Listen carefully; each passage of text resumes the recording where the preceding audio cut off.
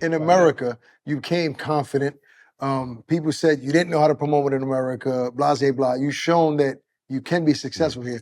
But what did you get wrong about America? You know, it wasn't just America. I underestimated the resilience of other promoters. And their relationships with their fighters?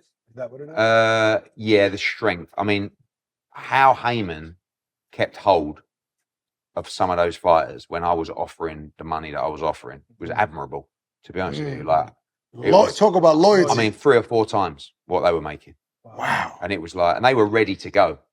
But then it was almost like, look, I need to just speak to Al and just let him know what I'm doing. And I was like, oh no, don't do that.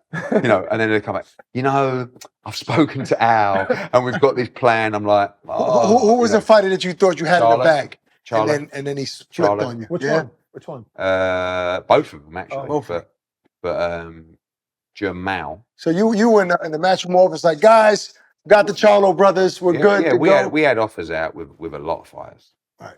And we were close with a lot of fighters. But Al did well during that time. And the other thing where I got it wrong was just understanding the market and the country. Right. You know, and the difference between our country or the UK and America is what works in London pretty much works in Manchester. Right? And what works in Manchester pretty much works in Glasgow or Scotland. Over here, what works in New York is very different to what works in Texas or Vegas. And just understanding. But I think one thing that's very similar is the ability to build a fighter in their hometown, in the right city. Boots a great example. Yes. But I couldn't believe that the PBC weren't taking Boots to Philadelphia. It's like he doesn't sell there. It's like, how do you know?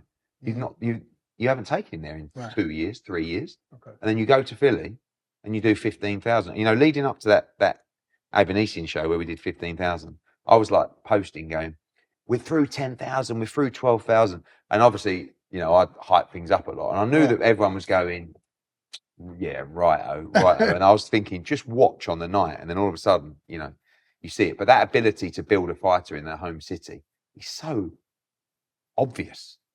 Like, that's like me having a fighter from London and fighting him in Scotland. Right. And trying to build him now. Yeah. Like, you see all these fighters from their own, they never really fight in their hometown.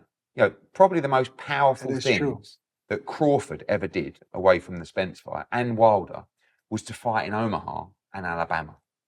Do you remember? It was Wilder did it twice. And so wild, Bud like in Omaha, like he fought Rongu there. I was like, Jesus. Like that's, and I know the gate's Abanesian not going to generate always what you need it to, but those images are what people see and go, he's a massive star.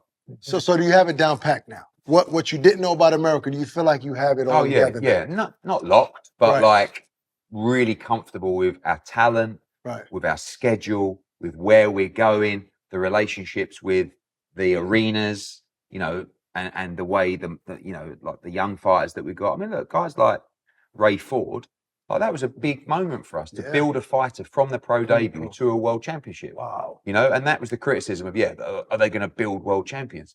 That's a perfect Diego example. Pacheco, another kid I signed at 17. He's number 1 with the WBO. He's like, so the young talent's really important to us.